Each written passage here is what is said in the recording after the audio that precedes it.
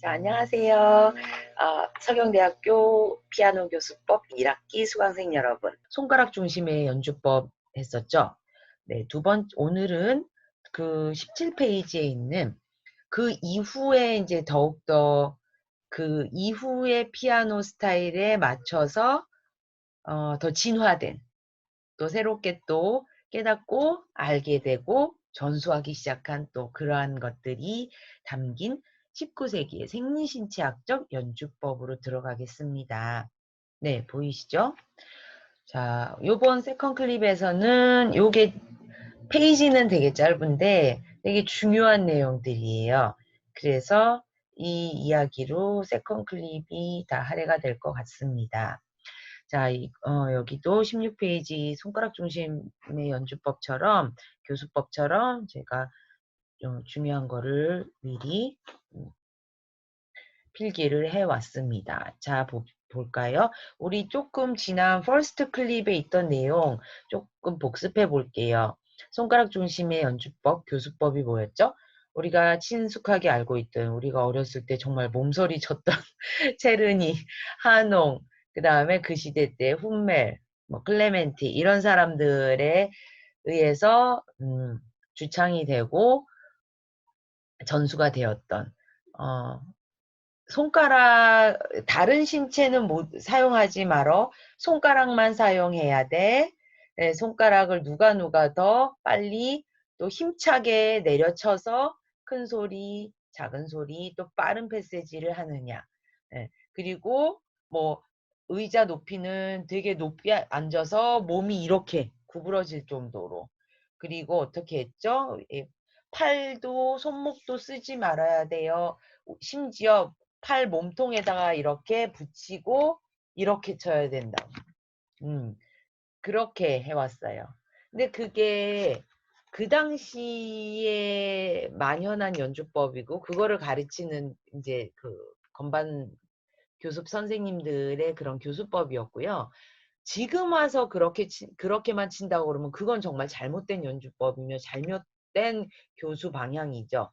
하지만은 꼭 이렇게 이해하셔야 될 것은 그 시대적의 음악과 그 시대적의 우리 지난 시간에 했던 복습처럼 했던 그 어베일러블 했던 악기들의 그런 스타일, 소리, 또 레지스터 그런 것들을 생각했을 때는 그때 당시 적합했던 연주법이었죠. 근데 음악이 어떻게 됐죠? 고전을 지나서 낭만으로 흘러가게 돼요. 좀 더 큰 스타일의 음악, 좀 더 세세한 감정들이 표현되어야만 하는 그러한 그것들이 요구되는 그런 음악 스타일. 그리고 악기의 변천도 한몫을 했죠. 합시 코드, 클라비 코드 다 이제 사장되고 피아노가 이제 건반 악기의 원탑이 되었고요. 피아노도 고전 시대 초기 낭만 시대보다 훨씬 더 계속 발전하고 진화되어서 좀 더 큰 볼륨이 가능해지고 좀 더 강해지고 이런 거죠. 거기에 음악도 그랬고. 그래서 좀 더 새로운 주법이 나와야 되겠다라고 학자들이 또 연주자들이 선생님들이 생각을 하게 된 거예요. 자, 그 새로운 생리신체학적 연주법을 주창한 정말 유명한 사람. 자, 봅시다. 1885년 19세기 말이죠. 1885년 독일의 저명한 지휘자이며 피아노 교수인 루트비히 데페. 자, 대패. 우리나라 말로 하면 무슨 대패질 하나 할 때 이거 나무 가는 대패랑 저기 그 발음이 비슷하죠? 하지만 어쨌든 DPPE 대패. 정말 중요한 학자 이름이에요. 교수법에 있어서 새로운 큰 진일보한 사람으로 평가할 수 있는 거죠. 자, 봅시다. 그의 저서에서 종전의 손가락 위주의 연주법을 수정해야 한다고 반론을 펴고 다음과 같이 주장하였다. 이거는 지금 주장한 거 우선 읽어볼까요? 다 같이 여러분들이랑 한 목소리로 읽어볼게요. 시작. 음의 생성은 손가락의 힘으로만 이루어지는 것이 아니고 팔, 손목, 손가락이 자연스러운 동작으로 조화 있게 움직임으로써 가능하다. 유연성 있는 팔의 움직임과 탄력 있는 팔목 운동을 유지함으로써 손가락을 통해 힘이 건반에 전달하게 된다. 자, 그러니까 요즘 우리가 치는 주법이랑 많이 연관이 되어 있어요. 그죠? 손가락을 쓰지만 우리가 피아노 칠 때 전혀 손가락만 쓴다고 생각 절대 안 하죠. 아무도 그렇게 생각 안 해요. 그죠? 손목, 여기 아랫팔, 팔꿈치, 윗팔 다 사용해요. 돌리기도 하고 릴렉스 아래로 같이 내려앉기도 하고 같이 위로 띄우기도 해요. 그래서 그게 필요한 때 필요한 동작이 서로 연결돼서 유기적으로 서로가 서로를 돕는 거죠. 지금은 이게 정말로 fully accepted 되면서 너무나 당연한 연주법, 그리고 너무나 당연하게 이렇게 가르치게 되었지만 지금 이렇게 이 쭉 흐름을 보면서 생각을 되짚어 보면은, 그러니까 그때는 어땠을까? 이 데페라는 학자가 이 이야기를 했을 때 아마 사람들 난리 났었을걸요?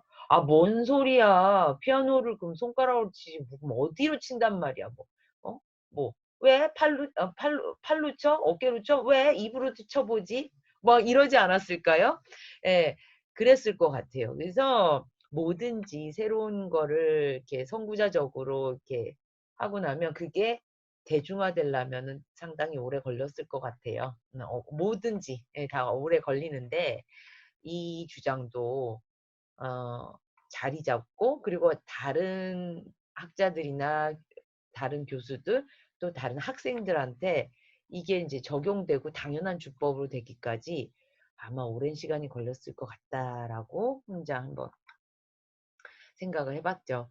자, 한번 볼까요? 다시 말하면 하고 우리가 그러니까 새롭게 신경 써야 되는, 그리고 새롭게 피아노 연주에 있어서 사용되는 신체 부분들을 제가 이렇게 동그라미 쳐놨어요. 어디죠? 팔목, 손가락, 귀. 그래요.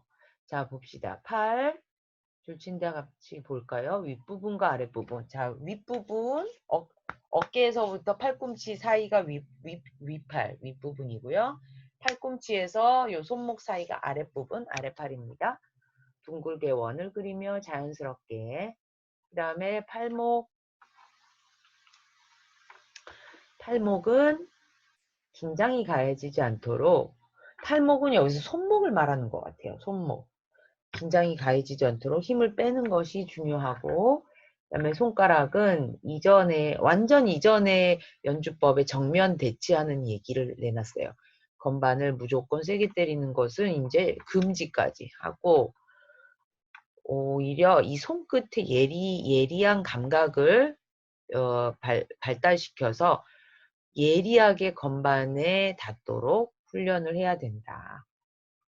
그 다음에 이게 정말 중요한 진일보한 이야기가 바로 이제 귀. 예. 소리를 연주자가 들으면서 예민하게 해야 된다. 피아노 연주의 청각 능력, 이 귀를 그러니까 그냥 기계적인 소리를 내기 위해서 정말 물리적으로 써야 되는 여기 이런 것들에서 더 나아가 내가 내는 소리를 듣고 판단하는 귀. 이게 들어간 거죠. 음을 아름답게 내기 위해서는 먼저 자기가 치는 음을 듣고 판단할 수 있는 예민한 귀를 갖도록 해야 된다. 그래야 자신이 원하는 음을 만들 수 있다. 자, 제가 혹시 기억하세요? 저랑 같이 피아노 문헌 2학년 때들 하셨을 때 제가 학기별로 과제, 리포트 뭐 내드렸는지 혹시 기억하세요? 네. 연주회 갔다 오고 왜 그거 감상평 쓰는 거 했었잖아요. 그러면서 그때 제가 아마 여러분들한테도 제가 그 얘기 해드렸을 거예요. 간혹 가다가는 그 한 학기 한 번 갔다 와서 그거 연주평 써서 내는 거 그거조차 한 번을 버거워하시고 툴툴거리는 사람 있는 거 봤다고. 근데 저 유학 때는 정말 한 학기에, 그때는 또 한 학기가 쿼러제. 지금 우리 학교도 이제 세메스터제로 바뀌었는데, 저 다닐 땐 쿼러제였어요. 그러니까, 쿼러가 4분의 1이죠. 그러니까, 한 학기가 가을 학기, 겨울 학기, 봄 학기. 그 다음에 여름은 또 해도 되고 안 해도 되고, 여름 학기. 그래서 4학기 차였어요. 근데 그 각 학기별로 연주회를 10번을 다녀오라고 그랬어요. 저희 실기 교수님 클래스 아이들한테는, 저희한테. 그래서 그거를 다 이거를 하라고 그랬어요. 레포트를. 근데, 잘 생각해보세요. 저는 미국에서 유학했거든요. 그러니까 한국말로 레포트 쓰는 게 아니라 매 학기별로 10개의 다른 연주회를 영어로 영작을 해야 되는 거야. 그래서 그 음악회를 가는 것뿐만 아니라 쓰는 것뿐만 아니라 영작하는 괴로움까지. 물론 그게 이제 영어를 느는 데 많이 도움이 됐지만 그랬었어요. 그러니 그거에 비하면 여러분들 한 번 가는 거는 아무것도 아니다. 제가 그 말씀 드렸고, 심지어 저도 그래서 한 학기에 10번을 가고 그걸 쓰라니 저도 되게 툴툴거렸죠. 다른 교수님 스튜디오는 이런 거 없는데 왜 프리덤프 스튜디오만 이런 거 있어가지고, 어? 학기가 끝나고 방학인데 우리는 방학 초반에 늘 이 짓을 하고 있다고 맨날 그랬었거든요, 저희들끼리. 근데 그거를 한 학기에, 두 학기에, 1년에, 2년에, 3년에 하다 보니까 그렇게 연주회를, 근데 가는 게 너무너무 도움이 되더라고요. 심지어, 그러니까 그러니까 저는 그때 한 번을 갔다 오는 거니까 당연히 피아노 문헌 시간에 피아노를 갔다 오시자 이랬지만은 우리는 매 학기 10번이니까 장르 불문 연주 스타일 불문 10개였어요. 그러니까 피아노 물론 독주에도 가고 챔버 뮤직도 가고 그리고 심포니 오케스트라 연주도 가고 오페라도 갈 때도 있고 그랬었던 거죠. 저희 학교의 뮤지컬과도 되게 유명했거든요. 그래서 뮤지컬 프로덕션이 열리면 그거 가기도 하고 그랬더니 정말 그 음악을 듣는 경험이 정말 많아졌을 거 아니에요. 그죠? 그리고 정말 다양한 연주자들의 연주를 듣고, 그리고 학생 연주도 들어도 되고, 기성 연주, 그러니까 교수님 연주 들어도 되고, 다운타운에 있는 시시네티 심포니 오케스트라 가서 정말 거기에 CSO의 연주를 들어도 되고, 거기에 진짜 뭐 사라장도 왔었고, 가끔 또 정경화 선생님도 오셨었고, 그다음에 뭐 피아니스트 라두루프 오기도 하고, 정말 이런 식으로 되게 유명한 협연자들이 오고, 그래서 그런 연주도 다 거기에 카운트되고, 그러니까 그렇게 정말 몇 년을 지내니까 이 귀의 능력이, 그러니까 제가 듣고 나서 이렇게 정말 이렇게 미술로 치면 색깔 팔레트죠. 근데 그전에는 그냥 왜 물감도 제일 싼 거는 10색 물감, 그다음에 뭐 15색, 20색, 24색, 48색, 그다음에 64색, 크레파스도 그렇고 우리 어렸을 때 그렇게 되잖아요.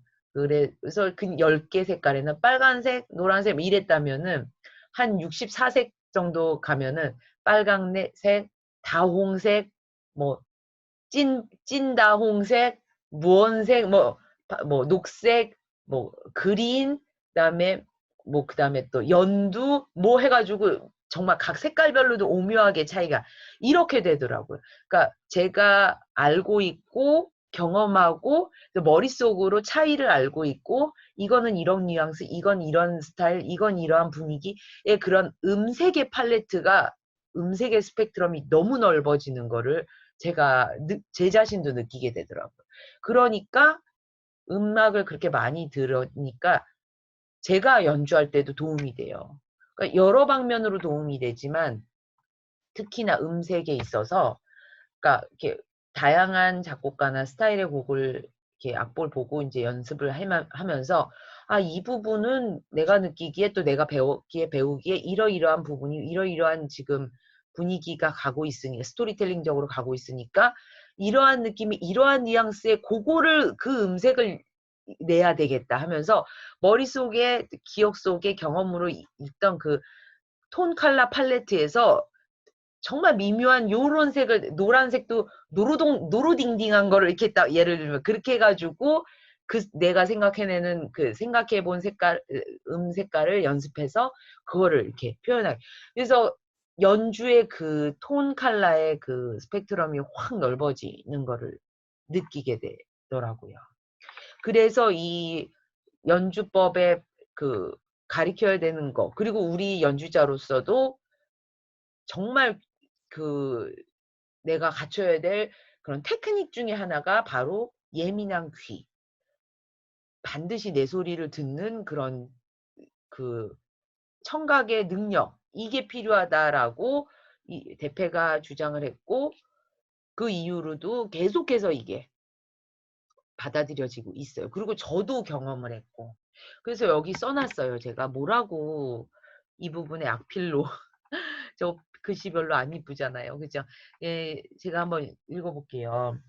좋은 연주를 많이 들어서 원하는 소리를 알고 혹은 원하는 소리를 정하고 그러니까 제 생각 그 팔레트 중에 이 색이겠구나 이 음색 하고 정하고 그다음에 비로소 그 자기 소리로 음악을 구현해내는 표현해야 된다.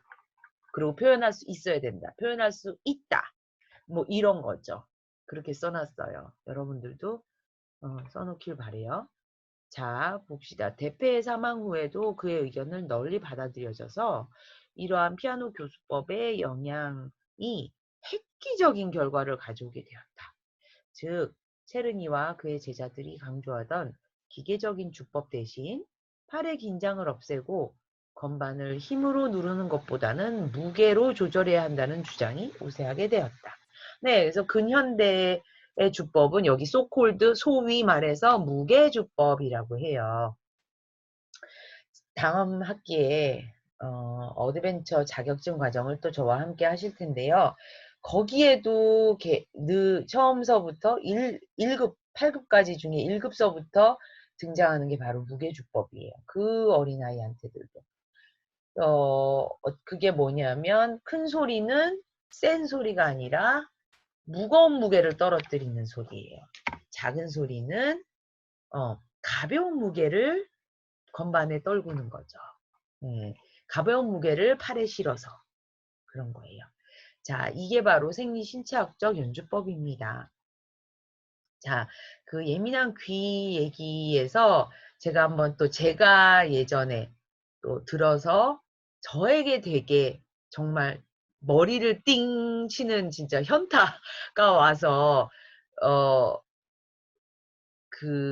저의 연주에 또 제가 내는 제 소리에 제 소리를 대하는 저의 태도에 큰 정말 획기적인 변화를 가져다 준 하나의 에피소드를 소개하고 또 여러분들께 숙제를 내드리고 6주차의 세컨 클립을 두 번째 시간을 마칠까 해요.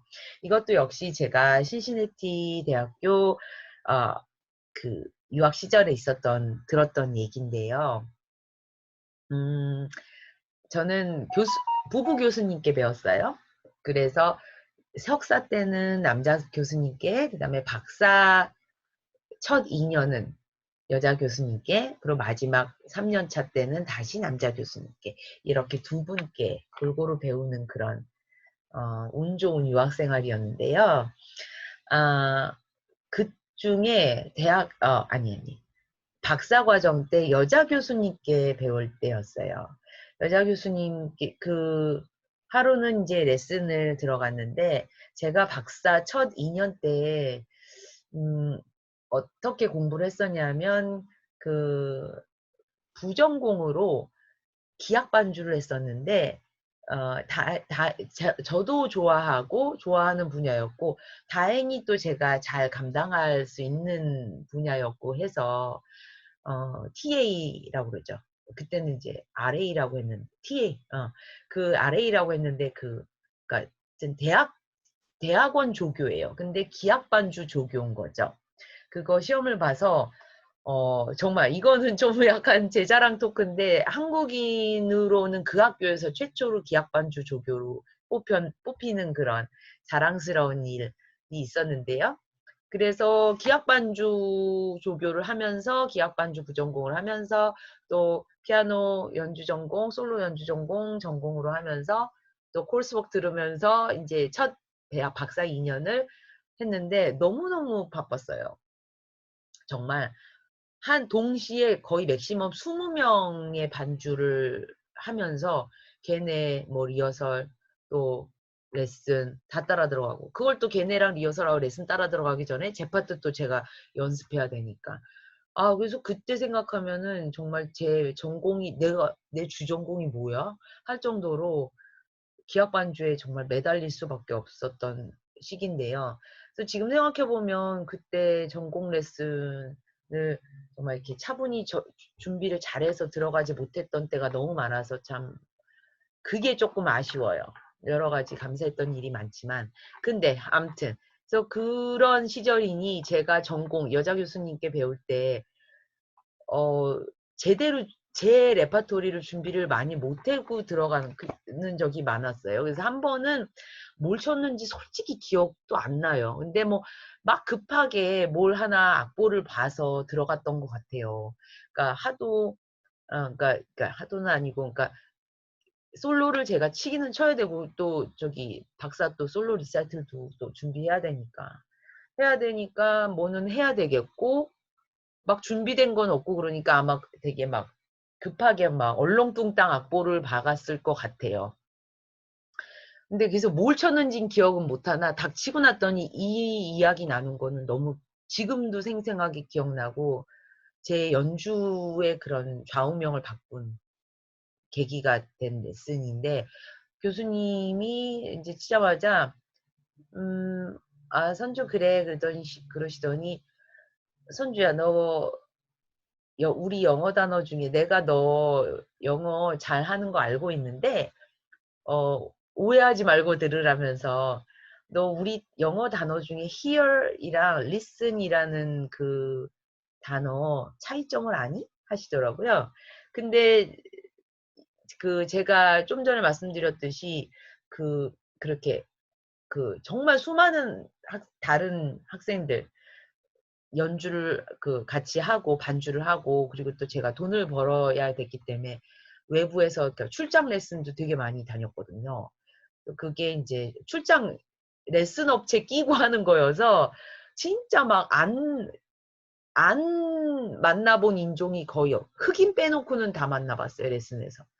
심지어 진짜 인도 아이도 가르쳐보고 백인도 가르쳐보고 우리나라 사람이 아닌 동양인도 가르쳐보고 정말 다양하게 가르쳐봤어요. 믹스드, 혼혈도 가르쳐보고.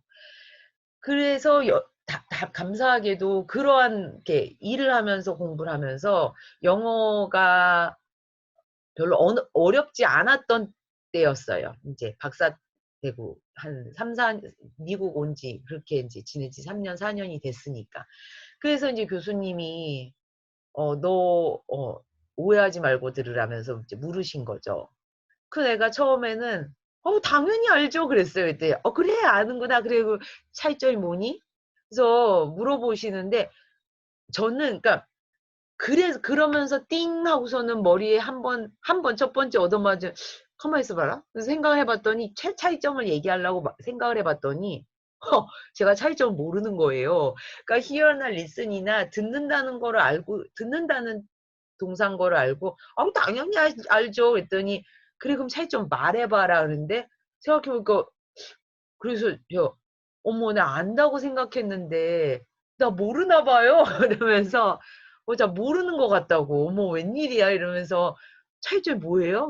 그랬어요. 그랬더니 hear는 들리니까 들려지니까 듣는 거래요. 그러니까 예를 들면 뭐 지하철역에서 부 하면서 기적 소리가 들리면서 열차 들어오는 소리 들리니까 지금 내가 열차 소리 듣고 있어. 이런 생각 안 하잖아요. 그렇지만 그냥 들려. 그렇지만 내가 주의 깊게 안 듣고 흘러. 뭐 이런 게 hearing인 거죠. 그리고 왜 그런 거 있죠. 막 내가 막 뭐 집중하고 하고 있는데 옆에서 친구나 뭐 엄마가 얘 뭐 어쩌고저쩌고 그러면 어어 하면서 한 귀로 듣고 흘리는 거. 근데 듣고는 들었어. 들리니까. 이게 hear고 listen은 주의 깊게. 왜 우리 학생 때 영어 듣기 평가에 listen carefully 그러잖아요. 주의 깊게 들으세요. 진짜 주의 깊게 듣는 게 바로 리슨이요. 그래서 얘기 듣고 이러면서 너무 알았다고. 그랬더니 근데 너 내가 그걸 너한테 왜 물어봤는지 아니? 그러시면서 선주 네가 hear는 했을지 몰라도 listen은 안 한 것 같다고. 너무너무 창피했어요. 진짜. 얼굴이 막 그러니까 선생님이 막 화내면서 얘기하시는 분이 아니기 때문에 막 인설트를 하시려고 하는 게 아닌 걸 알지만은 피아니스트로서 자기가 내는 피아노 소리를 듣지 않았다는 그런 평을 듣는 게 너무 얼굴이 화끈거려서 너무 무안했는데 인정할 수밖에 없었어요. 그 생각을 해 보니까 소리가 진짜 안 들었겠죠. 소리를 제가 내니까. 그치만 제가 내 소리를 판단하고 들으면서 그거를 분석하고 좋은 소리인지 안 좋은 소리인지 내가 원했던 소리인지 아닌지 그거를 비교 분석하고 뭐 이랬던 프로세스는 하나도 없었던 거예요. 그래 가지고 선생님한테 교수님한테 "나 안 들었던 거 맞는 것 같다."고 저도 인정을 쿨하게 했죠. 그래서 교수님이 네가 듣고 쳤다. 리슨을 하고 쳤다면 결코 그런 소리 내지 않았을 거라고. 그러면서 그런 대화를 나눴던 얘기가 생각이 나요, 아직도. 아마 저 죽을 때까지도 기억이 날 것 같아요. 저의 그리고 지금도 그래서 그날 이후로는 제가 피아노를 칠 때 정말 리슨을 하는 게 습관이 됐어요. 너무나 감사하게도. 그 그러면서 인제 제가 리슨을 예전에는 안 했던 리슨을 하게 되면서 어 알게 됐어요. 제가 리슨을 안 했을 때랑 리슨을 안 했을 때 얼마나 엉망진창의 소리를 내고 얼마나 이 중요한 리슨, 이 예민한 귀를 훈련을 하고 그걸 듣는 습관을 들이고 '이런 걸 어떻게 내가 안 하고 했을까.'라는 생각을 하게 됐답니다. 음 요번 여러분 그러니까 숙제 지난번 6 주차의 첫 번째 클립 그다음에 요 두 번째 클립을 듣고 숙제를 제가 두 가지를 내 드릴게요. 한 가지는 왜 지난 5 주차 때 여러분들 여기 책에 똑같이 필기하신 거 열심히 여러분들 들었다고 제가 믿으니까 필기하신 거 사진 찍어서 저에게 개톡 보내세요. 끝. 그랬잖아요. 근데 요번에 고거 하시고요. 그다음에 제가 여러분들 보고 싶기도 하고 그래서 두 번째 숙제를 내드려요. 뭐냐면 제가 이렇게 영상으로 여러분들이랑 대화를 하듯이 여러분도 가벼운 마음으로 핸드폰으로 영상을 하나 찍어서 보내주세요. 여러분들이 저에게 편하게 말씀하시는 영상을. 말씀하셔야 될 내용은 뭐냐면, 요번에 이 손가락 중심의 연주법, 또 생리신체학적 연주법, 또 교수법, 그 다음에 제가 들려드린 저의 얽힌, 이 연주법에 얽힌, 또 제가 또 레슨을 예전에 학생으로 때 받았던 그런 내용들에 얽힌 이런 일화들을 듣고 여러분이 느낀 이야기, 여러분들에게 좀 또 생긴 변화 혹은 여러분들에도 저에게 이러한 큰 변화의 그런 계기가 있었듯이 여러분들에겐 또 어떤 계기가 있었는지 뭐 이러한 얘기들 통틀어 중에 정말 그 생각을 정리하셔서 제일 저에게 전하고픈 한 가지 를 자유로이 영상으로 말씀하고 찍으셔서 저에게 보내주시면 개인톡으로 보내주시면 될 것 같아요. 그래서 저는 그 예민한 귀를 이제 트레이닝을 시작하고 하면서 어 정말 제 연주에 크게 좋아지고 크게 달라진 게 있어요. 뭐냐 하면은요. 제가 어떤 약간 트라우마까지는 아니지만 그러니까 되게 이렇게 연주 무대에서 되게 이렇게 확 낯설었던 게 뭐냐 하면 그 예전에 어렸을 때 그전에 그 일이 있기 전에 뭐냐면 이렇게 연주자도 같은 심지어 나 자신이고 그리고 그 연주 무대에 오르기 위해서 수도 없이 연습했던 그 같은 곡으로 무대에서 치는데 늘 그걸 저는 느꼈어요.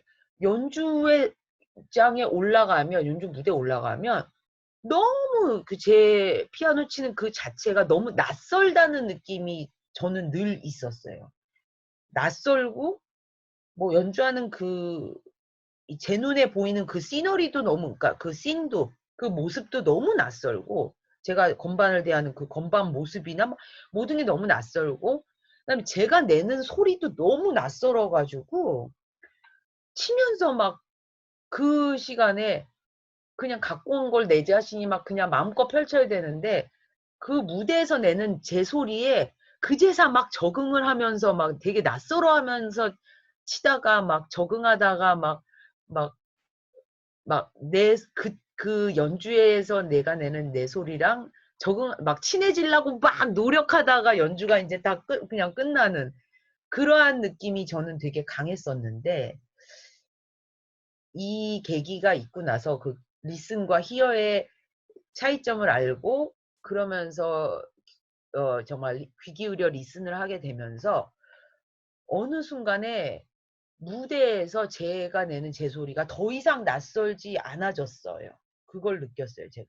더 이상 낯설지 않아지고 제가 늘 연습실에서 내던 소리가 친숙하게 제 무대에서 나고 그리고 그 소리 내가 원래 내던 소리가 내던 소리를 내가 너무나 잘 알고 있기 때문에 리슨을 늘 하면서 연습했기 때문에 내가 알고 있는 그 소리를 내려고 노력을 하고 그리고 그 무대에서도 역시 내는 소리가 내가 친숙한 소리가 나서 무대에서의 그러한 그 불편함 약간의 제가 워낙 무대 긴장감이 없는 사람이기도 했지만은 그 유학 갔을 그 시절에는.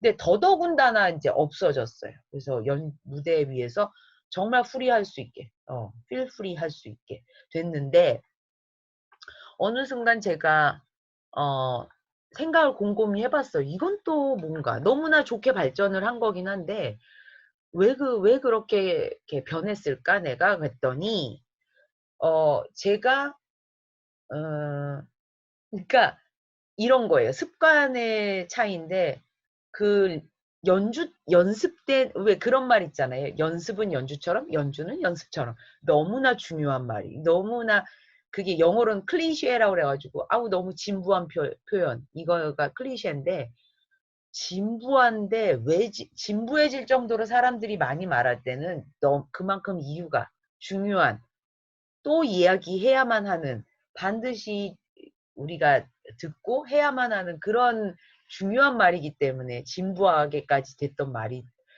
되었구나.'라는 생각이 들 정도로 이 말 또한 연습은 연주처럼 연주는 연습처럼도 너무나 중요한 말이더라고요.